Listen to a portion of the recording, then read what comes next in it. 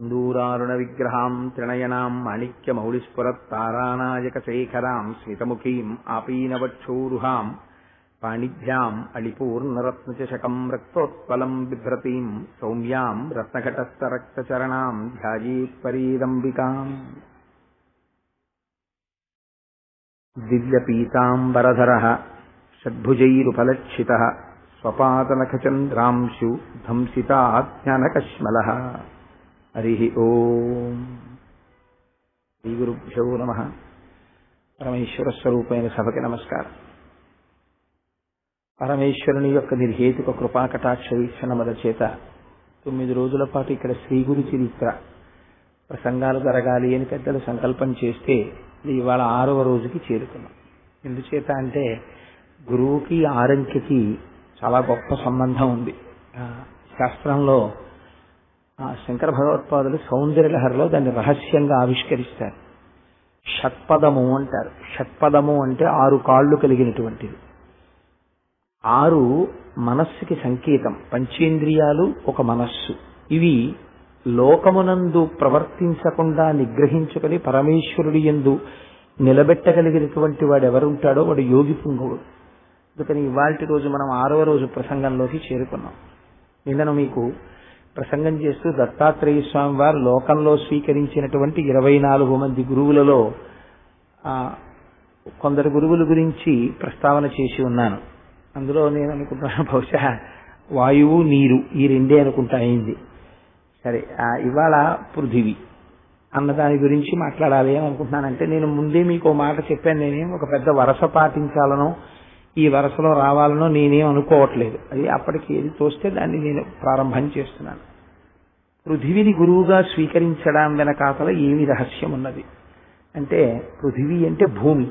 భూమిని ఎక్కడ చెప్పినా ఓర్పుకి మారుపేరుగా చెప్తారు. అందుకే సంస్కృతంలో ఒక లక్షణం ఉంది. ఎప్పుడైనా అవతల వారు చాలా కష్టంలో ఉన్నారు అని చెప్పవలసి వస్తే ఛకారాన్ని ఎక్కువగా ప్రయోగం చేస్తారు. క్షితిక్షమా పుష్కర సన్నిభాక్షి యరక్షిత రఘవలక్ష్మణాభ్యాం సరాక్షసీభి వికృతీక్షణాభి సంరక్షిత సాంప్రతి వృక్షమూలే అంటారు వాల్మీకి మహర్షి.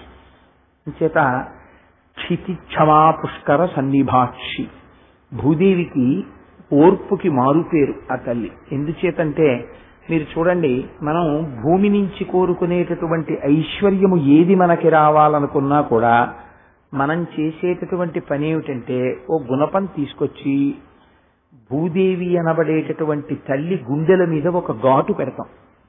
ఒక ఇల్లు కట్టుకోవాలనుకున్నాం అనుకోండి, శంకుస్థాపన చేయాలంటే ఒక గుణపం పారా తీసుకొచ్చి అమ్మ గుండెల మీద ఒక పెద్ద గొయ్యి తవ్వుతాం. మనం బ్రతకడానికి ఇన్ని గింజలు కావాలంటే ఒక నాగలి పట్టుకొచ్చి భూమి మీద ఆ నాగటి చాలుతో ఒక పెద్ద చారికలను ఏర్పాటు చేసి అమ్మ యొక్క గుండెల మీద మనం కన్నాలు చేస్తాం. మనం తెల్లవారి లేస్తే మనం ఏ ఏ దేవతల్ని ఉపాసన చేస్తామో వారందరికీ కైమోడ్చి నమస్కరిస్తాం. కానీ భూదేవి దగ్గరికి వచ్చేటప్పటికీ అసలు నిజంగా ప్రత్యక్షంగా మన కంటికి కనపడేటటువంటి ఈశ్వర స్వరూపములు మనకి అపార ప్రయోజనాన్ని ఈ కంటితో చూసి అనుభవించే ప్రయోజనాలు ఎదురుగుండా సూర్యనారాయణుడు, భూమి అయినా మనం భూమికి చేసేటటువంటి ఉపకారం ఏమిటంటే కాలుతో తంతాం. అలా తన్నకపోతే మనకు బ్రతుకు లేదు. అందుకని ఆ కాలు తాటించి నడుస్తాం. ఇంకా కొంతమంది అయితే చాలా విచిత్రమైనటువంటి లక్షణం ఉంటుంది. ఆ వేసుకున్న చెప్పులు కూడా మామూలుగా వేసుకు నడవరు, ఆ చెప్పులు ఈడుస్తారు. అందుకే మా చిన్నతనంలో తెలియక మేము కొత్తగా చెప్పులు కొన్నప్పుడు నాకు ఇప్పటికీ బాగా జ్ఞాపకం. కొత్తగా చెప్పులు కొన్న రోజుల్లో ఆ చెప్పులు వేసుకుని నడిచేటప్పుడు కొంచెం ఈడిస్తే వెంటనే దెబ్బలాడేవారు. ఎరా దరిద్రం, ఆ చెప్పులు ఈడవడం ఏమిటి రానేవారు. చెప్పులు వేసుకు నడవడమే ఒక పాతకం. అమ్మగా మీద నడిచేటప్పుడు సరే ఏదో చెప్పులు వేసుకోక తప్పక మనం అలా నడుస్తున్నాం అనుకున్నా కూడా మళ్ళీ ఆ చెప్పులు ఏడవడం, చప్పుడు చేయడం వేరొక అవమానం అమ్మ పట్ల. కాబట్టి మనం తెల్లవారు లేస్తే మనకి అన్నం పెట్టేటటువంటిది, ఐశ్వర్యాన్ని ఇచ్చేది, మీకు కావలసిన ఐశ్వర్యం అంతా ఎక్కడి నుంచి వస్తుంది? బంగారం కావాలి, భూమిలోంచి వస్తుంది. వెండి కావాలి, భూమిలోంచి వస్తుంది. రాగి కావాలి, భూమిలోంచి వస్తుంది.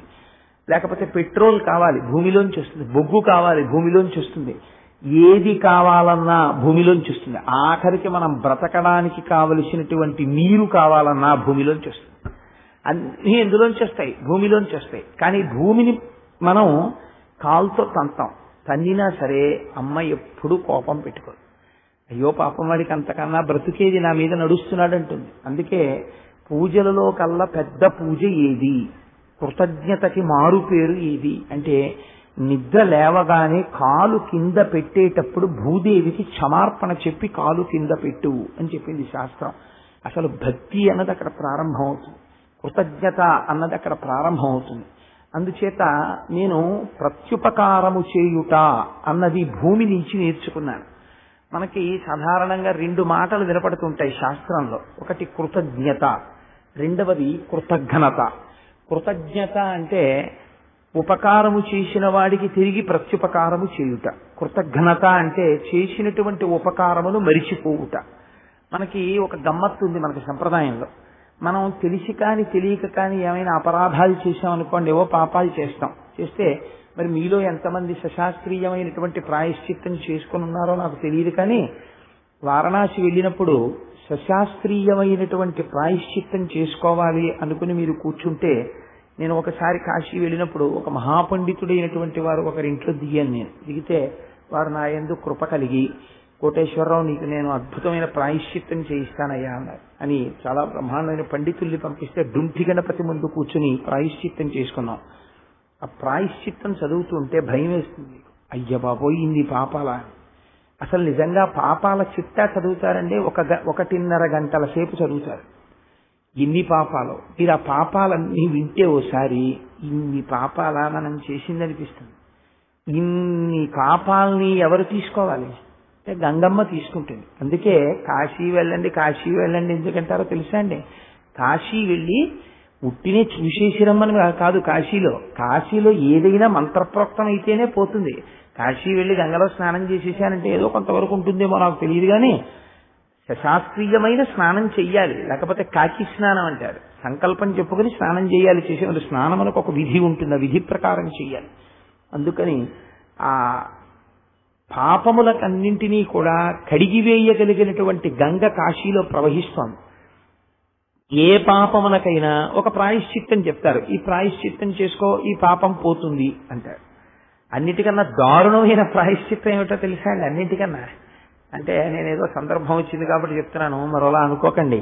ఇంట్లో తన యందు మనస్సు కలిగి తనని అనువర్తించి భర్తతో కలిసి సంతోషంగా జీవించాలనేటటువంటి కోరిక కలిగినటువంటి భార్య ఇంటి వద్ద ఉండగా పరస్త్రీని కామించి పరస్త్రీ సంగమము చేసినటువంటి పురుషుడి పాపము పోవడానికి ఇది ప్రాయశ్చిత్తము అన్నారు. అంటే 6 నెలల పాటు వెళ్ళిన వీధికి వెళ్లకుండా ప్రతి పొద్దున్న సాయంకాలం వీధుల ముందుకు వెళ్లి ఇళ్ల ముందు నిలబడి ప్రతి ఇంటి ముందు బిగ్గరగా చెప్పాలి, ఇంటి దగ్గర నా యందు మనస్సు కలిగినటువంటి భార్య ఉండగా భార్యని విడిచిపెట్టి పరస్త్రీ సంగమం చేసినటువంటి పరమ దుర్మార్గుణ్ణి, అమ్మా 6 నెలలు మీ చేతి అన్నం తింటే నా శరీరమును పట్టిన పాపము పోతుంది, అందుచేత తల్లి మీ చేతి కబళం వెయ్యండి అని అడగాలి.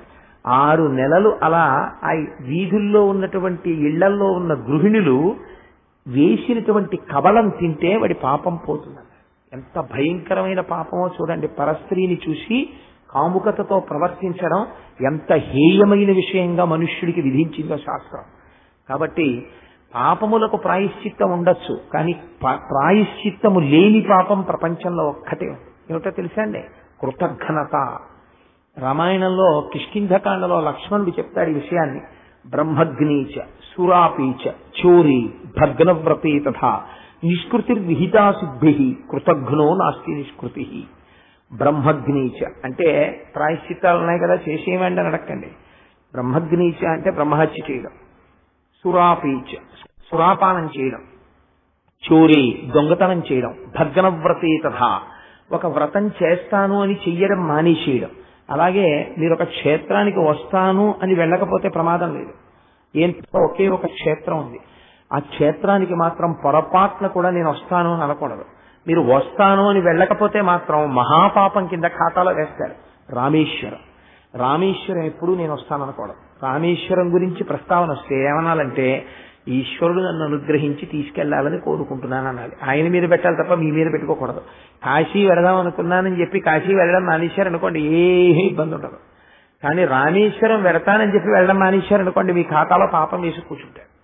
అలా బ్రహ్మగ్నేచ సురాపేచ చోరే భగ్నవ్రతే తథా నిష్కృతి విహితా సిద్ధి కృతఘ్నో నాస్తి నిష్కృతి.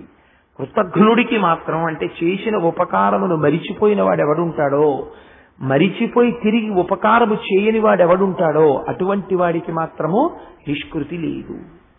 కాబట్టి భూమి ఉపకారము చేసిన వాడికి ఉపకారం చెయ్యడం కాదు, అపకారికి ఉపకారం చేస్తుంది. ఉపకారికి నుపకారము నెపమన్నక చేయువాడు, ఉపకారికి నుపకారము చెయ్యడం పెద్ద విశేషం కాదు. అపకారికి నుపకారము నెపమెన్నక చేయువాడు నిర్పరిసుమతి. అపకారికి ఉపకారం చేయడం గొప్ప విషయం. అది ఎక్కడ నేర్చుకున్నామంటే నేను భూమి దగ్గర నేర్చుకున్నాను అంటారు స్వామి. భూమి అపకారము చేసిన వాడికి కూడా తిరిగి ఉపకారమే చేస్తుంది తప్ప అసలు అపకారము చేయడం అన్నది భూమికి చేత కాదు. ఇది అంతవరకు ఎందుకండి, నేను ఒక విషయం చెప్తే మీరు మనస్సు మరోలా అనుకోకండి. మనం జీవించి ఉండగా అనేక మంది వ్యక్తులతో సంఘం పెట్టుకుంటాం. వీళ్ళందరూ నాకు పోషకులు, వీళ్ళందరూ నాకు ధారకులు, వీళ్ళందరూ నన్ను ఏదో ఉద్ధరించేస్తారు అనుకుంటారు. శంకరాచార్యులు వారు ఒక అద్భుతమైన శ్లోకం చెప్తారు. అసలు నేను ఆధ్యాత్మిక జీవనంలో ప్రవేశించడానికి ఆ శ్లోకం కారణం. నేను పెద్దాపురంలో ఉండగా ఒకనొక రోజున మధ్యాహ్నం కూర్చుని ఎందుకో భజగోవిందం గురించి చదువుతుంటే ఆ శ్లోకం చదవడమే నన్ను ఇవాళ కొంచెం భగవంతుడికి దగ్గరగా ఏమైనా నిలబెట్టగలిగిందేమో. శంకర భగవత్పాదులు ఇచ్చినటువంటి భిక్షాది.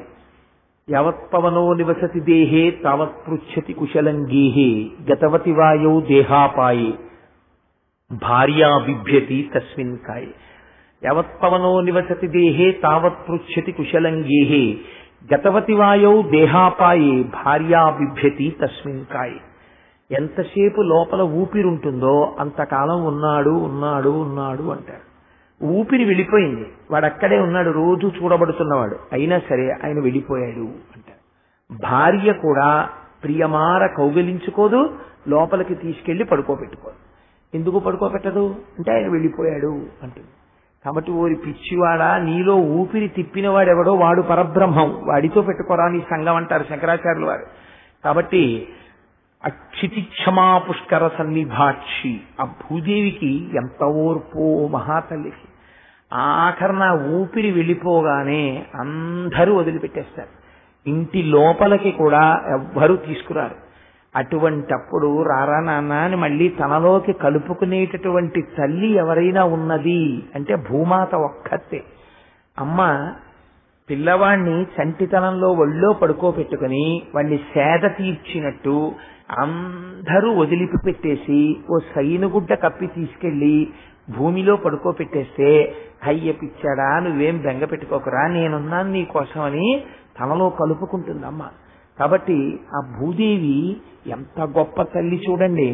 ఆవిడ సహనము, ఆవిడ ఓర్పు, ఆవిడ పట్ల కించిత్ ఉపకారంతో ఆవిడ పట్ల నమస్కారం చేసేటటువంటి వాడు ఉండడు. రామాయణం అయోధ్యకాండలో రామచంద్రమూర్తి చెప్తారు, శంకుస్థాపన చేసి గృహప్రవేశం చేసి కట్టుకున్న తర్వాత ఇంట్లోకి గృహప్రవేశం చేసి వాస్తు పూజ అని చేస్తారు, వాస్తు హోమం అని. ఇవాళ ఆ వాస్తు హోమం చెయ్యడమే బద్ధకం చాలా మందికి. వాస్తు హోమం చెయ్యకపోతే ఏమవుతుందో తెలుసా అండి, ఆ ఇంట్లో చిరంజీవిగా ఉండడం కుదరదు, దీర్ఘాయుష్మంతుడై ఉండడం. వాస్తు హోమం చెయ్యాలి.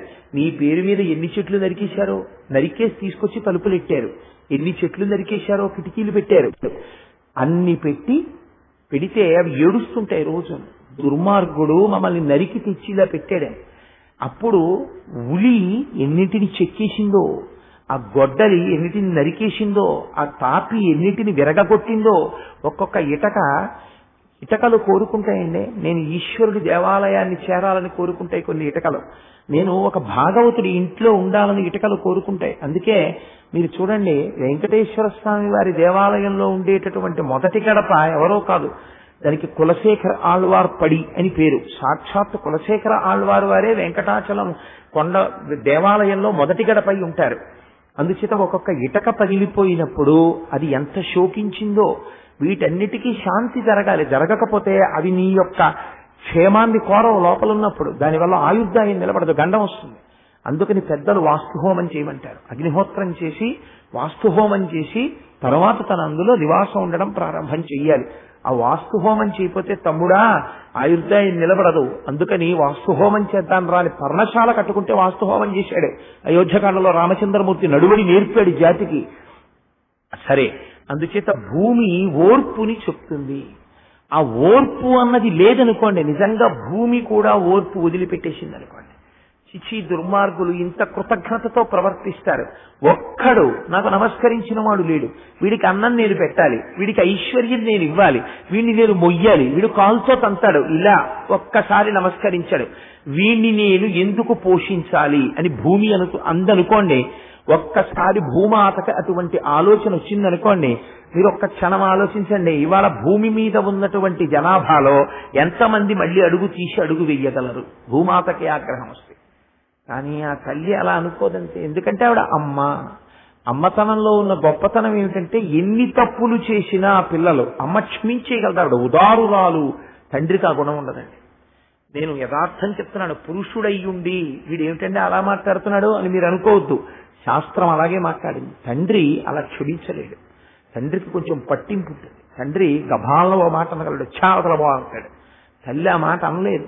ఎందుకనంటే వాడు ఎంత దుర్మార్గుడవనివ్వండి, తల్లి వాడి క్షేమాన్ని కోరుకుంటుంది. అమ్మతనాన్ని అందుకే శాస్త్రానికి నిర్దాక్షిణ్యం అంటే అది భయపడదు ఎవ్వరికీ. అందుకే మన వాళ్ళు పెట్టే పేర్లు అలా ఉంటాయి. దాని పేరు ఇంకో పేరు పెట్టలేదు, శాస్త్రం. మీకు ఏది ప్రమాణము, మీకు ఎప్పుడైనా ఏదైనా పని చేయవలసి వస్తే ఏది ప్రమాణము అంటే ఎవరు చెప్పినా ప్రమాణం కాదది. దాన్ని మీరు ప్రమాణంగా తీసుకోవడానికి వీల్లేదు. ఏది ప్రమాణం? తత్ శాస్త్రం ప్రమాణంతే అన్నాడు గీతాచార్యుడు. శాస్త్రమే ప్రమాణము. శాస్త్రం అనగా ఏది? శాసనాత్ శంసనాత్ ఇది శాస్త్రం. శాసించి భయపడకుండా ఏది చెప్తుందో దానికి శాస్త్రం అని పేరు. అంతేకాని వాళ్ళు ఏమైనా అనుకుంటారేమో అని మార్చేసి చెప్తే దాన్ని శాస్త్రం అనరు. అందుకే శాస్త్రం చెప్పేటప్పుడు ఏమి భయం ఉండకూడదు, ధైర్యంగా చెప్పగలగాలి. కాబట్టి చూడండి, ఈ తల్లికి నిజంగా ఆ కరుణ లేదనుకోండి, ఆ ప్రేమ లేదనుకోండి, ఇంకా ఎందుకైనా పనికొస్తుందా? అసలు ఈ లోకము నిలబడదు. అందుకే రామాయణం బాలకాండలో ఒక అద్భుతమైనటువంటి శ్లోకం ఉంది. నాకు అనిపిస్తూ ఉంటుంది, అసలు ఆ శ్లోకాన్ని రామాయణం ఏముందండి, ఇవాళ రామాయణంలో ఏం చదువుతామండి అంటారు చాలా మంది. రామాయణం చదవనివాడు, రామాయణంలో ఒక శ్లోకం కాదు కదా ఒక అక్షరం చదవడం చేత కానివాడు కూడా రామాయణాన్ని విమర్శించేవాడే. ఏకైకమక్షరం ప్రోక్తం మహాపాతక నాశనం. ఒక అక్షరాన్ని నువ్వు పలకగలిగితే నీ మహాపాతకములు పోయేరా అన్నారు మహర్షి. అటువంటి రామాయణం అది. ఆ రామాయణం నిజంగా నాకు అనిపిస్తుంది ఒక్కొక్కసారి అది యువతరానికి చెప్పాలి ఈ రామాయణంలో అనిపిస్తుంది. రామాయణంలో నాకు జ్ఞాపకం ఉన్నంత వరకు, బహుశా నేను తప్పు చెప్పట్లేదు అనుకుంటా, నా పేరు కుశనాభుడు అనబడేటటువంటి రాజు తన కుమార్తెలు వాయుదేవుడికి తిరిగి శాపం ఇవ్వకుండా వస్తారు. ఒకానొక సందర్భంలో వచ్చి కింద పడిపోతారు వాళ్ళు. ఎందుకంటే వాయువు వెళ్ళిపోతే వాళ్ళ శరీరములు వంకర్లు అయిపోతాయి. అయిపోతే ఆ రాజుతో వాళ్ళు అంటారు, నాన్నగారు మేము చేసిన పాపం ఏమిటో తెలుసా? వాయుదేవుడు మమ్మల్ని వివాహం చేసుకోమన్నాడు. పితాహి ప్రభురస్మాకం దైవతం పరమం హినః యస్యనా దాస్యతి పిత సనోభర్త భవిష్యతి. తండ్రికి తెలియకుండా ఆడపిల్ల తనంత తాను భర్తని ఎంచుకునేటటువంటి రోజు ఈ దేశమునందు రాకుండుగాక అని మేము చెప్పాను నాన్నగారు. అందుకని మా తండ్రి అనుమతి లేకపోతే మేము చేసుకోమని చెప్పాం. కోపం వచ్చి వాయు ప్రసరణాన్ని మార్చాడు. మారిస్తే మా శరీరములు వంకరలైపోయి క్రూపులమైపోయామంటాడు. అమ్మ మీరు ప్రతిశాపం ఇవ్వలేదా అని అడిగాడు తండ్రి. మేము ఇవ్వలేదు నాన్నగారు, మీకు చెప్దామని వచ్చేసాం. వాయుదేవుడి యొక్క ఆగడమును మేము సహించాం అన్నాడు. అంటే తండ్రి అన్నాడు, ఎంత గొప్ప మాట అండి. ఆ తండ్రి ఆ సందర్భంలో అంటాడు, క్షమాదానం క్షమా యజ్ఞం క్షమా సత్యం హి పుత్రికాః క్షమా యశః క్షమా ధర్మం క్షమయా విష్టితం జగత్ అన్నాడు. ఎంత గొప్ప శ్లోకం చూడండి. నిజంగా వాల్మీకి ఘంటంలోంచి క్షమాదానం. అమ్మ ప్రపంచంలో ఇంకా ఏ దానము చెయ్యక్కర్లేదు, ఓర్పు ఉంటే చాలు. క్షమా యజ్ఞం, యజ్ఞములు చెయ్యక్కర్లేదు, ఓర్పును కలిగి ఉంటే చాలు. క్షమాదానం క్షమా యజ్ఞం క్షమా సత్యం హి పుత్రికాః. సత్యము ఈశ్వరుడి యొక్క రూపము ఓర్పే. అటువంటి క్షమా ధర్మం, అదే ధర్మం, అదే నడువడి. క్షమా ధర్మం క్షమా యశః, ఓర్పే కీర్తి. క్షమయా విష్టితం జగత్, ఈ లోకమంతా ఆ ఓర్పులోనే నిలబడి ఉన్నది అన్నాడు. మీకు నేను ఇక్కడ ఒక్క మాట చెప్పాలి. మహానుభావుడు దత్తాత్రేయ స్వామి ఏదో సరదాగా 24 మంది గురువులు పేర్లు చెప్దామని చెప్పి భూమి పేరు చెప్పలేదండి. మీరు ఒక విషయం ఆలోచించండి. ఓర్పు అనబడేటటువంటిది ప్రతి వారికి చాలా అవసరం, చాలా అవసరం ఓర్పు అన్నది. ఒకవేళ ఆ ఓర్పు 2 రకాలుగా ఉంటుంది. వ్యక్తులు సమర్థులు అని కొందరు, అసమర్థులు అని కొందరు ఉంటారు. మీరు ఎంత కాదన్నా అది సత్యం. కొంతమంది ఏమీ చెయ్యలేనటువంటి వారై ఉంటారు, కొంతమంది ఏదైనా చేయగలిగిన వారై ఉంటారు. ఒక్కొక్కడు కూర్చున్న కుర్చీకి ఉండే శక్తి అటువంటిది. వాడి ఒక కుర్చీలో కూర్చున్నాడు అనుకోండి, వాడు ఏదైనా చేయగలడు. ఒకడు ఒక మంత్రాన్ని ఉపాసన చేశాడనుకోండి, వాడు ఆ మంత్రశక్తితో ఏమైనా చేయగలడు. ఒకడికి ఒక సిద్ధి కలిగిందనుకోండి, వాడు ఆ సిద్ధితో ఏదైనా చేయగలడు. ఒకడు ఏమీ చెయ్యలేడు. ఏమీ చెయ్యలేని వాడికి ఓర్పు ఉండాలి.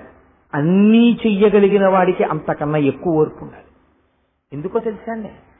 చాలా సమర్థుడై, చాలా అధికారం ఉండి, చాలా సిద్ధులుండి, చాలా శక్తులున్న వాడికి ఓర్పు చాలా తక్కువ ఉందనుకోండి, ముందు నాశనం అయిపోయేదే తెలుసా అండి? లోకం పోతుంది.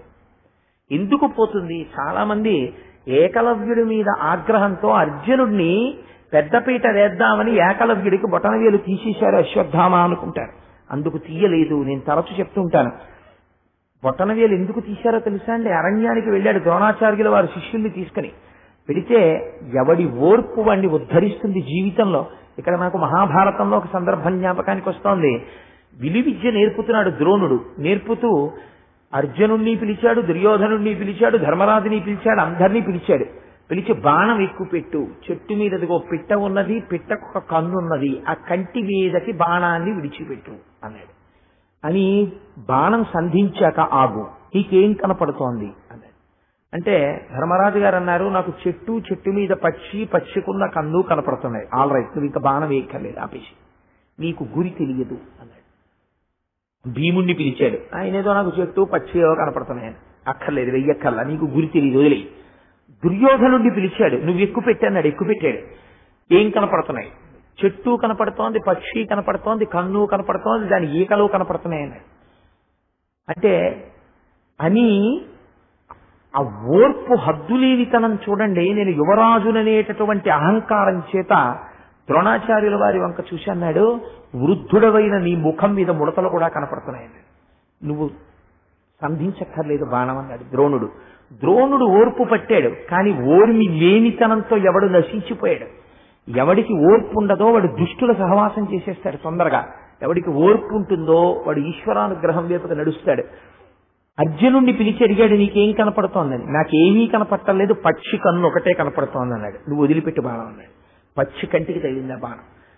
ఏది గురి చూస్తున్నాడో ఆ గురి చూడబడుతున్న వస్తువు తప్ప వేరొక వస్తువు కనపడకూడదు, అప్పుడే ధ్యానము. అదే గురి. తప్ప అన్నీ కనపడుతుంటే ఇంకా ధ్యానం ఏమిటి, ఇంకా గురి ఏమిటి? అందుకని ఓర్పు అన్నది ఎంత అవసరమో అక్కడే తెలిసిపోయింది. దాన్ని బట్టి ఎవడు పైకి వస్తాడో ఎవడు పైకి రాడో అప్పుడే నిర్ణయింపబడిపోయింది. మీరు మహాభారతంలో, నేను మళ్ళీ ఒక దాంట్లోంచి ఒక దాంట్లోకి వెళ్ళాను, ఏకలవ్యుడికి బొటనవేలు ఎందుకు తీశారు అంటే, అరణ్యంలో వేటాడి గురిని నిర్ణయిద్దామని ద్రోణాచార్యుల వారు శిష్యులతో కలిపి అడవికి వెళ్ళాడు. వెడితే ద్రోణాచార్యుల వారు వచ్చారనేటటువంటి సంతోషంలో ఏకలవ్యుడు ద్రోణుడున్న ప్రాంతానికి వస్తున్నాడు. వస్తుంటే వేట కుక్కల్ని కూడా తీసుకొస్తారు. వచ్చినప్పుడు వేటకి ఒక వేట కుక్క ఏకలవ్యుడి యొక్క వేషధారణ చూసి ఇలా ఉన్నాడు ఏమిటని చెప్పి అతన్ని చూసి భౌ అని పెద్దగా నోరు తెరిచి అరిచింది. తనని చూసి ఒక వేట కుక్క మురిగిందన్న కోపం చేత ఆ కుక్క తెరిచిన నోరు మళ్లీ ముయ్యడానికి వీలు లేకుండా పైకి 3 కిందకి 3 6 బాణాలు కొట్టాడు ఏకలవ్యుడు. కొడితే ఆ కుక్క నోరు మూత పడక తిరిగి వచ్చింది. ద్రోణుడు చూసి, ఇలా కుక్క నోటికి బాణములు కొట్టిన వాడెవరు అని అడిగాడు. ఏకలవ్యుడు వచ్చి, నీ మూర్తిని పెట్టుకుని ఉపాసన చేసి నేనే కొట్టాను, ఇంతటి విలువిద్యా నైపుణ్యాన్ని పొందానన్నాడు. నువ్వు గురుదక్షిణ ఇవ్వగలవా? ఇస్తానన్నాడు. నీ బొటన వేలిచ్చేయన్నాడు. ఎందుకని? ఒక కుక్క అరిస్తే నీకు సహించగలిగినటువంటి ఓర్పు లేదు. ఒక కుక్క అరిస్తే, అది సహజం. కుక్కకి అరిచినటువంటి కుక్కకి దవడకి పైకి 3 కిందకి 3 బాణాలు కొట్టావు. నీ దగ్గర ఇంత విలువిద్యుంటే లోకాన్ని నాశనం చేసేస్తావు. ఓర్పు లేని వాడి దగ్గర ఇటువంటి అస్త్రాలు ఉండకూడదు. నీ బొటన వేలు తీసేస్తున్నానని తీసేశాడు. గురువుకి తెలుసు ఎవరి దగ్గర ఏది ఉండాలో తెలుసు, ఏది ఉండకూడదో తెలుసు. పాశుపతాస్త్రం ఇవ్వవలసి వచ్చింది పరమశివుడు. అర్జునుడికి అంత తేలిగ్గా ఇవ్వలేదు. ఇస్తే ఓర్పుతో ఉండగలడా చూశాడు. అందుకే సృష్టిలో ఇత పూర్వం ఎప్పుడూ లేదు. అర్జునుడికి పరమశివుడికి మల్లయుద్ధం చేసుకున్నారు ఇద్దరు. అబ్బో కోదండంబుల నిట్టులుండరు జటా కోటీరబుల్ కుక్షి వక్షోదేశంబుల నంసభాగముల సక్రోదంబునం వేయుచున్ రోదోంతంబుల నట్టహాసముల నర్పుల్ పిక్కటిల్లంగా అని ఒకరినొకరు కౌగలించుకుని ధనస్సులతో కొట్టుకుని ఇంత అల్లరి చేసిన తర్వాత శంకరుడు ప్రత్యక్షమై నీ యొక్క విద్యా నైపుణ్యానికి నీ ధైర్యానికి మెచ్చుకున్నాను రా అబ్బాయి, నువ్వు తొందరపడి అస్త్రప్రయోగం ఏదీ చేయలేదు, నీ ఓర్పు నేను మెచ్చుకున్నాను ఇస్తున్నాడు పశుపతాస్త్రం అని ఇచ్చాడు. ఓర్పు అన్నది మనిషికి అంత అవసరం. ఆ ఓర్పు లేదనుకోండి ఒక అధికారి ఎప్పుడు బరువు అయిపోతాడో తెలుసా అండి. రామాయణం స్పష్టంగా చెప్తుంది. అధికారి అయినటువంటి వాడు తన కింద ఉన్నటువంటి ఉద్యోగులకు కాని పాలితులకు కాని ఎప్పుడు బరువు అయిపోతాడు అంటే అధికారమునందు కూర్చోగానే. మహానుభావుడు గజ్జల మల్లారెడ్డి గారు ఒకనొకప్పుడు ఈనాడు పత్రికకి సంపాదకీయం రాశాడు. ఇప్పటికీ నేను ఆ వాక్యాలు మర్చిపోను. అధికార కామిని గాఢ పరిష్వంగమునందు చేరి ఆమె అధరామృతమును గ్రోలి కైపెక్కి మత్తెక్కి సైతక్కలాడు అధికార బంధువులకు సామాన్యుల గోడెక్కడ వినబడుతుందని రాశాడు ఆయన ఒకసారి. అందుచేత అధికార గామిని గాఢ పరిష్వంగమునందు చేరి ఆమె అధరామృతాన్ని గ్రోలి కైపెక్కి మత్తెక్కి తైతక్కలాడేటటువంటి స్థితి అధికారులకు వచ్చేస్తే కింద ఉద్యోగుల ఆర్తనాదాలు ఎలా వినపడతాయి? వినపడవు. ప్రజల యొక్క ఆర్తనాదాలు ఎందుకు వినపడతాయి? వినపడవు. ఎంతమంది మడిసిపోతారో. ప్రభువుకి ఓర్పు లేకపోతే, ప్రభువుకి చాలా ఓర్పు ఉండాలి. అందుచేతనే ఆ ఓర్పు లేకపోతే ఎంత అధికారం ఉండి వాడు కూర్చున్నా వాడు ప్రమాదకరమైపోతాడు. మీరు అందుకే ఒక విషయాన్ని ఆలోచించండి. నేను ఒక దాంట్లోంచి ఒక దాంట్లోకి వెళుతున్నానని మీరు అనుకోవద్దు. The principles of personnel management అని ఒక British writer Edwin B Flippo అని ఆయన ఒక పుస్తకం రాశారు. ఆ పర్సనల్ మేనేజ్మెంట్ గురించి రాస్తూ ఆయన ఎ బోరన్ పర్సనల్ మేనేజర్ అని హెడ్డింగ్ పెట్టి అందులో ఒక విషయం రాస్తారు. ఎవరికైతే ఇంటర్వ్యూ అన్నది ఎందుకు చేస్తారు? ఒక రిటన్ టెస్ట్ పెట్టారండి. ఆ రిటన్ టెస్ట్ లో ఒక ఆయనకి 100కి 100 మార్కులు వచ్చేసాయి. You can give straight appointment order wide you opt for an interview. మళ్ళీ అతనికి ఉద్యోగం ఇచ్చేయచ్చు. ఇంటర్వ్యూ చేసి ఇంటర్వ్యూలో అతన్ని తీసేయడం ఎందుకు? డిస్క్వాలిఫై చేయడం ఎందుకు? అంటే ఇంటర్వ్యూ అనేటటువంటిది దేని కొరకో తెలుసా అండి? Interview is meant for knowing the inner view of the other man. అవతలవాడిలో ఉన్నటువంటి లోపల ఉన్న వ్యక్తిని తెలుసుకోవడానికి ఇంటర్వ్యూ చేస్తారు. అది ఇన్నర్ వ్యూ తెలుసుకోవడానికి. వాడు రిటన్ టెస్ట్ లో 100కి 100 వచ్చాయి, కానీ వాడికి అస్సలు ఓర్పు లేదు. ఇది ఎలా తెలుస్తుంది? ఎదురుగుండా కూర్చోపెట్టుకుని మాట్లాడుతున్నప్పుడు తెలుస్తుంది ఓర్పు ఉన్నవాడో ఓర్పు లేనివాడో. ఒక ఇర్రెలవెంట్ క్వశ్చన్ వేస్తాడు ఇంటర్వ్యూ బోర్డులో. వేస్తే సమాధానం చెప్పేటప్పుడు ఒక చిరునవ్వు నవ్వి I'm sorry sir I cannot answer this question అని అన్నారు అనుకోండి. ఎస్, వీడు నో అనడం కూడా చాలా నవ్వుతూ అనగలడు. అవతలవాడిలో ఉన్న సహనాన్ని, అవతలవాడి యొక్క మాట నేర్పరితనాన్ని చూడాలంటే ఇంటర్వ్యూ తప్ప దిక్కు లేదు. అందుకని ఆనాటి నుంచి ఈనాటి వరకు రిటన్ టెస్ట్ ఉన్నా పక్కన ఇంటర్వ్యూ ఉంటుంది. ఇది ఇవాళ మోడర్న్ పర్సనల్ మేనేజ్మెంట్ లో మనం మాట్లాడుతున్నాం. దీన్ని ఎప్పుడు మాట్లాడిందంటే మన శాస్త్రం రామాయణంలో అయోధ్యకాండలో మాట్లాడింది. దత్తాత్రేయుల వారు ఈ ఓర్పు గురించి భూమిని ఆదర్శంగా స్వీకరించడంలో మాట్లాడారు. అంటే మన దేశంలో ఈ పర్సనల్ మేనేజ్మెంట్ గురించి, అడ్మినిస్ట్రేటివ్ స్కిల్ గురించి, పబ్లిక్ అడ్మినిస్ట్రేషన్ గురించి, దానికి ఉండవలసినటువంటి పర్సనల్ ట్రైట్స్ గురించి ఎప్పుడు తెలుసు ఈ దేశానికి? ఎప్పుడో తెలుసు. ఆ తర్వాత విదేశాల వాళ్ళు దీని మీద ఆర్టికల్స్ రాస్తే మనం కౌగిలించేసుకుని అమ్మ బాబాయ్ వాళ్ళు పెద్ద రైటర్స్ అండి అంటున్నాం మనం. కానీ మన రామాయణంలో ఉన్నటువంటి విషయం, మన దత్తాత్రేయుల వారు భూమిని గురువుగా స్వీకరించిన విషయం మనకి తెలియదు. కాబట్టి నేను ఇంకా దాన్ని విడిచిపెట్టేస్తాను. ఎందుకంటే ప్రతిరోజు నేను వచ్చేటప్పుడు సంకల్పం చేసుకోవడం, కామరాజు గారు ఇవాళ 11 మంది గురువులు చెప్పేస్తానంటూ ఉండడం, ఓ 2 3 గురువులు అవుతూ ఉండడం. అందుకని చాలు కదా ఒక విషయం తెలుసుకోవడానికి ఈ వివరణ చాలు. కాబట్టి నువ్వు భూమి మీదే తిరుగుతుంటావు కాబట్టి నీ ఓర్పు తప్పిపోతున్నప్పుడు ఒక్కసారి భూమి వంక చూస్తే చాలు, వెంటనే నువ్వు ఓర్పుని పొందగలవు, సహనాన్ని పొందగలుగుతావు. కాబట్టి అయితే ఇక్కడ నేను ఒక మాట చెప్పకపోతే మళ్ళీ నేను దీన్ని అసమగ్రం చేసేసిన వాడిని అయిపోతాను, అదో బాధ వస్తుంది. అలా ఓర్పుతో ఉండిపోయారనుకోండి చేతకానితనం అవుతుంది ఒక్కొక్కసారి. ఎప్పుడూ ఓర్పుతో ఉండడానికి వీలు లేదు ఇది. కానీ ఓర్పుని కోల్పోవలసినటువంటి పరిస్థితికి ఓర్పుతో ఉండవలసినటువంటి పరిస్థితికి మధ్యలో ఉన్న సన్నని గీతని బాగా తెలుసుకోవాలి. తెలుసుకోలేదనుకోండి ప్రమాదం వస్తుంది. రామకృష్ణ పరమహంస ఒక కథ చెప్తుండేవారు. వెనకటికి ఒక యోగి అలా వెళ్ళిపోతుంటే పిల్లలు పారిపోయి వస్తున్నారు. ఎందుకు పారిపోయి వస్తున్నారంటే అది ఏదో పాము ఉందండి, ఆ పాము బుస కొట్టి మా వెంట పడిందన్నారు. ఆయన అన్నారు, ఎందుకు అలా బుస కొడతావు నువ్వు అన్నారు. అది నా లక్షణం, బుస కొడతాను, పగపడతాను, కరుస్తాను. ఆయన అన్నారు, నో, అలా చేయకు, తప్పు, నువ్వు నిశ్శబ్దంగా ప్రశాంతంగా ఉంటుండు, నువ్వెవరి జోలికి వెళ్ళకు అన్నారు. అని వెళ్ళిపోయాడు ఆ యోగి. వెళ్ళిపోయి ఒక 3 నెలలో 4 నెలలో పోయాక మళ్ళీ ఇటువైపుగా వచ్చారు. వచ్చేటప్పటికి చిక్కి శల్యం అయిపోయి డొక్కు అయిపోయి అలా పడుంది ఆ పాము. అదెందుకు అలా పడిపోతున్నావు, నువ్వు ఏమైంది, నీకు జబ్బు వచ్చిందా అని అడిగారు. మీరు ఎవరిని బుస్ అని కూడా అనొద్దన్నారు. నన్ను చాలా ఓర్పుతో ఎవ్వరి పట్ల ఏ క్రోధం లేకుండా ఉండమన్నారు. నేను కప్పని తిద్దామని అలా పెడుతున్నా, నన్ను రాళ్లేసి కొడుతున్నారు, నన్ను పొడుస్తున్నారు, నన్ను కర్రతో కొడుతున్నారు, తెచ్చపావంటున్నారు. ఎందుకని, నేను ఇప్పుడు కరవట్లేదు కదా, నేను ఎవరి జోలికి వెళ్ళటం లేదు కదా మీ మాట విని, అందుకని నేను చులకనైపోయాను. అంటే యోగి అన్నాడు, నిన్ను కరవద్దన్నాను కానీ బుస కొట్టద్దన్నానా, నువ్వు పడగెత్తి భుస్సు అంటూ ఉండు, అంటే నీ దగ్గరికి రారు, కరవకు, కానీ బుస్సు అందం మాత్రం మానకు, లేకపోతే ఈ లోకం నిన్ను చేత కాందనుకుంటారు. మళ్ళీ అది తన శక్తిని కల్పించుకుంది.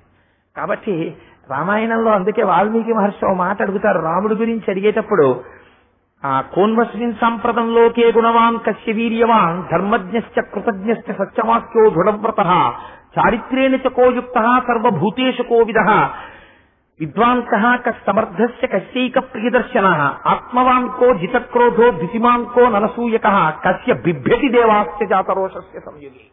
జాతరోషస్య అంటే మీరు ఓర్మిని కోల్పోయినట్టు కనపడాలి తప్పించి మీరు ఓర్పుని కోల్పోకూడదు.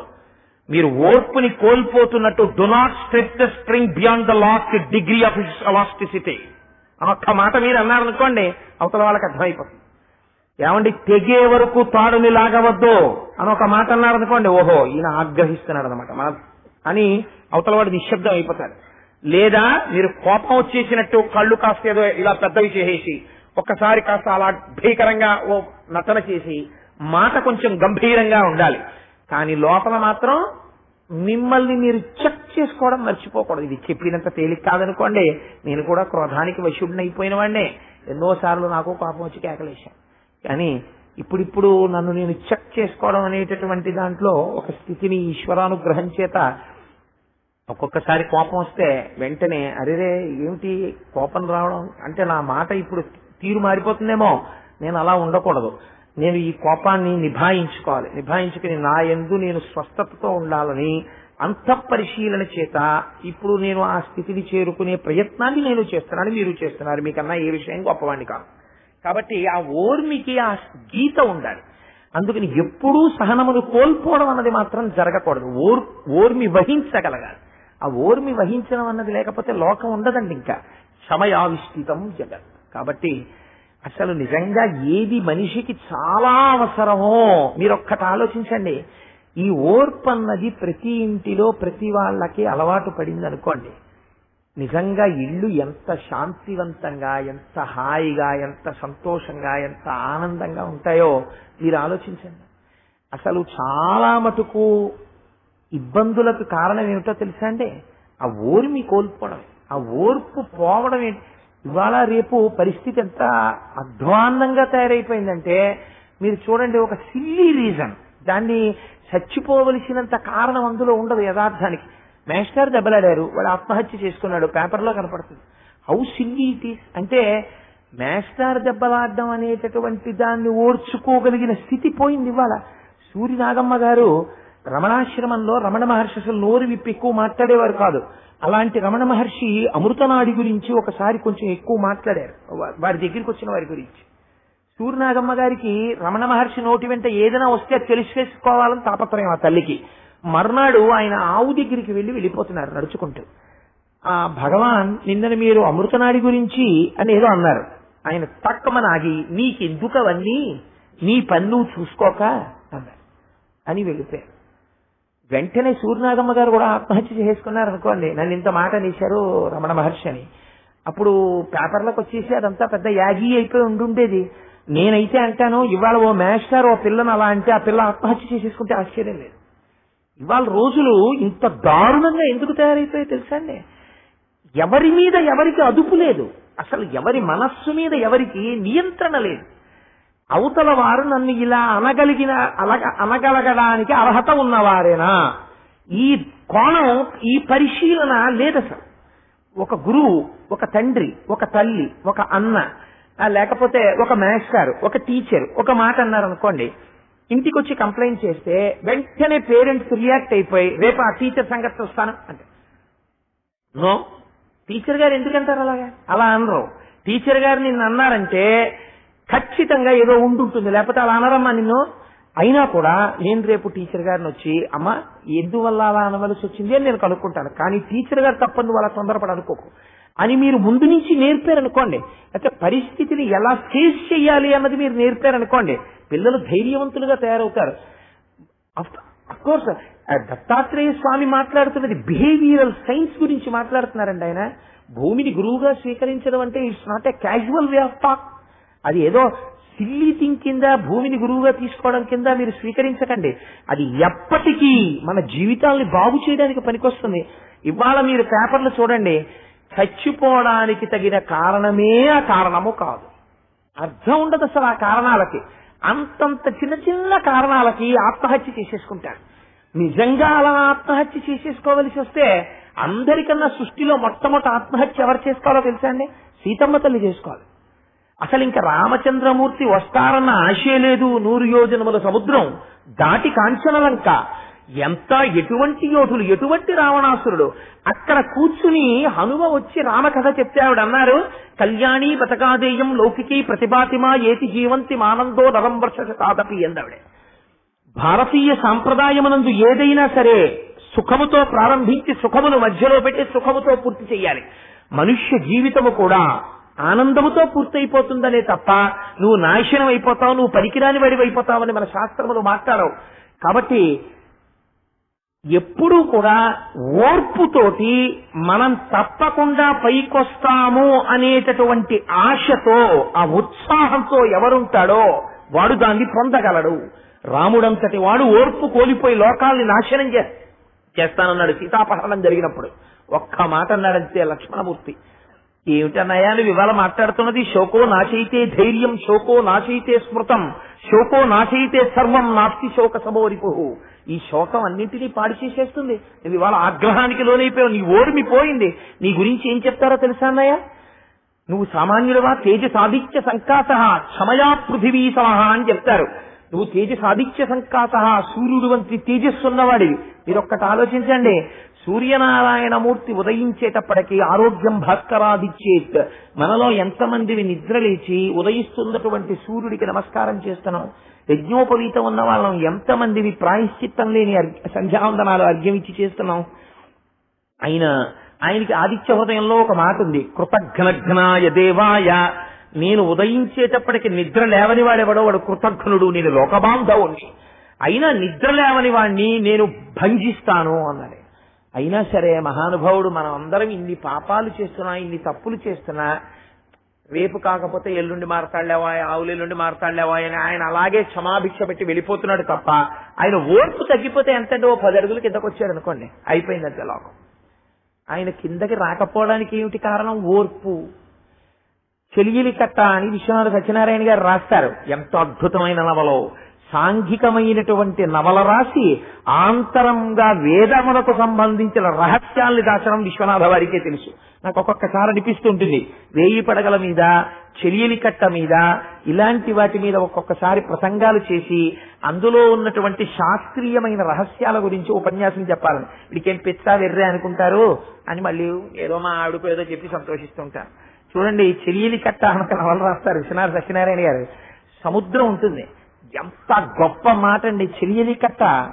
వయస్సులో ఉన్న పిల్లలు ఇవాళ మనకి మన దరిద్రం ఎలా తయారైందంటే ఎప్పుడూ టీవీ తప్ప అసలు బుక్ రీడింగ్ అన్న హ్యాబిట్ లేదు. అక్రాస్ ది డైనింగ్ టేబుల్ భోజనం చేస్తూ తండ్రి కొడుకుతో, ఒరే నేను చెలియలి కట్ట అని ఒక నవల చదివాను విశ్వనాథ సత్యనారాయణ గారిది. చెలియలి కట్ట నీకు తెలుసా అని చెలియలి కట్ట గురించో, అసలు దాంపత్యం అంటే 1000 పడగలు చదవాలి. 1000 పడగల్లో వెండి మరచెంపు గురించి మాట్లాడుకుని పడుకున్న దంపతుల గురించి ఏమి విశ్వనాథ వారండి, ఏమి ఆవిష్కరణ నిజంగా మహానుభావుడిది. అది ఆ చెలీలి కట్టలో మాట అంటారు, సముద్రం చూడండి, అది తలుచుకుంటే సముద్రం భూమి మీదకి వచ్చి భూమినంతటిని ముంచెత్తగలదు. కానీ ఎందుకు రాదు భూమి మీదకి సముద్రం అంటే తమకి తానుగా ఒక నియమాన్ని విధించుకుంది. నేను సరదాగా ఇలా కెరటాల్లా వచ్చి అక్కడ వరకు వచ్చి ఇలా వెనక్కి వెళ్ళిపోతాను తప్ప నేను దాటను. మగవాడికి కూడా చెలియలి కట్ట, మగవాడే తప్పు చేయడం మొదలు పెట్టాడు అనుకోండి, అబలా ఆడది ఇంట్లో ఉన్నది ఎంతకని వెంట పడుతుంది, ఎంతకని కాపు కాస్తుంది. అదే 1000 పడగల గురించి మాట్లాడుతూ మహానుభావుడు అంటాడు, ఒకసారి విజయవాడ రైల్వే స్టేషన్ నుంచి అడ్రస్ చేసి మాట్లాడారు విశ్వనాథ సత్యనారాయణ వారు. 999 పడగలు చితికిపోయాయి భారతీయ సంస్కృతికి. ఇప్పటికీ మాకున్నటువంటి ఒకే ఒక సంప్రదాయం ఏమిటో తెలుసా? ఒక్క పసుపు తాడు ఒక స్త్రీ మెడలో కట్టి ఒక పురుషుడు కొన్ని సంవత్సరముల పాటు దూరంగా వెళ్ళిపోయినా ఒక విశ్వాసము, ఈ స్త్రీ ఎన్నటికీ దారి తప్పదు. స్త్రీ ఇక్కడ ఉండి పురుషుడు ఎక్కడో ఉన్నా ఈ స్త్రీకి నమ్మకం, నా భర్త గాడి తప్పడు. ఈ ఇద్దరి యొక్క విశ్వాసమునకేది ఆలంబనమో ఆ స్త్రీ మెడలో ఉన్న ఒక పసుపు తాడు. ఈ పసుపు తాడే మా 1000వ పడగ. అది సహస్రశీర్షా పురుష, అది 1000 పడగలని చెప్పుకున్నాడే. భారతీయ ధర్మం గురించి ఆయనకి ఎంత తాపత్రయమో చూడండి. ఆ సముద్రానికి ఓర్పు కోల్పోయిందనుకోండి ఎన్ని సునామీలు రావాలి, భూమి ఓర్పు కోల్పోయి కదిలిపోయిందనుకోండి ఎన్ని భూకంపాలు రావాలి. ఎంత ఓర్పు అవన్నీ పట్టబట్టి లోకం అంతా నిలబడుతోంది. నువ్వెవరికి అస్తమానం ఓర్పు కోల్పోవడానికి? నువ్వు మనుష్యుడని అనిపించుకోవడానికి నీకున్నటువంటి యోగ్యత ఏమిటి? నాకు అస్తమానం ఓర్పు కోల్పోతానండి, నాకు కోపం వచ్చేస్తుందండి. You must be ashamed of that statement. నాకు కోపం వస్తుందండి అస్తమానం అని చెప్పుకోవడానికి నువ్వు సిగ్గుపడాలి. అంటే నిన్ను నువ్వు పరిశీలన చేసుకోవడం నీకు చేత కాలేదనమాట. కాబట్టి ఓర్పు అన్నదాని గురించి ఎక్కడ నుంచి నేను ఆ ఓర్పుని పొందాలి, ఎక్కడికి లింక్ పెట్టి వదిలేరో చూడండి దత్తాత్రేయుల వారు. నీకెప్పుడు ఓర్పు కోల్పోయినా ఎక్కడుండి ఓర్పు కోల్పోతావు? భూమి మీద ఉండే ఓర్పు కోల్పోవాలి. భూమిలో కలిసిపోయాక ఓర్పు కోల్పోవడం అన్నది ఉండదుగా. ఎప్పుడు నీ సహనము చచ్చిపోతున్నా భూమి వంక చూడు. ఆవిడ సహనాన్ని చూసి నీకు కూడా సహనం అబ్బుతుంది. కాబట్టి నేను ఎక్కడ నేర్చుకున్నాను ఈ పరోపకార బుద్ధి, ఈ సహనము? భూమి నుండి నేర్చుకున్నాను అని ఆయన దత్తాత్రేయ స్వామి వారు ఒక గురువుగా ఆవిష్కరించారు. చాలు, ఇంకా నేను మళ్ళీ వెనక్కి వెళ్ళనిగా. అలా వెడితే నాకు పునః ఆచమనం చేసుకోవడం, ప్రాయశ్చిత్తం చేసుకోవడంలా ఉంది ఇది. అందుకని భూమి అయిపోయింది. ఏదో ఏ వరసలో తీసుకుంటే ఉందిలేండి. అగ్నిది కూడా నేను గురువుగా స్వీకరించినాను అన్నారు. అగ్ని గురువుగా ఎలా వస్తుందండి అంటే అగ్నిది ఒక చమత్కారమైనటువంటి ధోరణి. మీరు గమనించండి, అగ్ని స్పృశించనటువంటి వస్తువు ఏదీ ఉండదు. నేను ఈ వస్తువుని స్పృశించను అని అగ్నిహోత్రం అందు. వాయువు ఎలా స్పృశిస్తుందో అగ్ని కూడా స్పృశిస్తుంది. అలాగే ప్రతి వస్తువుని స్పృశిస్తుంది. స్పృశించినప్పుడు గమ్మత్తేమిటో తెలుసా అండి? ఏ వస్తువుని అగ్ని ముట్టుకుంటుందో ఆ రూపాన్ని పొందుతుంది. ఒక కర్రని మీరు పడేసి కర్రను అంటించారనుకోండి, అంటిస్తే కర్ర ఆ చివరి నుంచి ఈ చివరికి కాలిపోతోంది అనుకోండి. కాలిపోతున్నప్పుడు కర్ర పొడుగ్గా ఎలా ఉంటుందో మంట కూడా పొడుగ్గా అలాగే ఉంటుంది. మంట పొడుగ్గా అయినంత మాత్రం చేత అగ్నిహోత్రము కర్ర ఆకృతిని పొందినదా? కర్ర ఆకృతిని పొందినట్టు కనపడినటువంటి అగ్ని యొక్క సంస్పర్శ చేత కర్ర తన రూపమును కోల్పోతోందా? అంటే అగ్ని కర్రలా కనపడుతుంది మండుతున్నప్పుడు. కర్ర ఎలా పొడుగ్గా ఉంటుందో అలా పొడుగ్గా మండుతూ ఉంటుంది. ఇక్కడి నుంచి అక్కడికి మండినప్పుడు అంతే పొడుగు ఉంటుంది కదండి మంట కూడా. కానీ మంట కర్ర అయిందా? కర్ర మంటలో పడి తన రూపాన్ని కోల్పోయిందా? కర్ర మంటలో పడి తన రూపాన్ని కోల్పోయింది. సత్పురుషుడైనటువంటి వాడు నేను వీళ్లతో మాట్లాడినండి, నేను వాళ్ళతో మాట్లాడినండి అనకూడదు. ఎవరితోనైనా మాట్లాడాలి, ఎవరి మధ్యలోకైనా వెళ్ళగలగాలి. కానీ అగ్నిహోత్రములా ఉండాలి. ఆయన యొక్క సంస్పర్శ చేత, ఆయన మాట చేత, ఆయన నడువడి చేత అవతల వారు మారాలి తప్ప ఆయన అవతల వారి వల్ల మారిపోవడం అన్నది ఉండదు. ఆయన అవతల వారితో కలిసి తిరిగి ఆయన పాడైపోయాడండి అన్నారు అనుకోండి, ఆయన అగ్నిహోత్రము కాడు. ఆయన ఎక్కడికి వెళ్ళినా ఎవరితో తిరిగినా అవతల వాళ్ళు మారి తీరాలంటే ఆయన నడువడి చేత, ఆయన మాట చేత, ఆయన ప్రవర్తన చేత, ఆయన సంస్కార బలం చేత వాళ్ళు మారతారేమో కానీ ఈయన మాత్రం మారడు. ఈయన అలాగే ఉంటాడు. అలా ఉండగలిగినటువంటి స్థితి అగ్నిహోత్రము. నేను ఆ అగ్నిని చూసి నేర్చుకున్నాను. రెండవది మీరు చూడండి,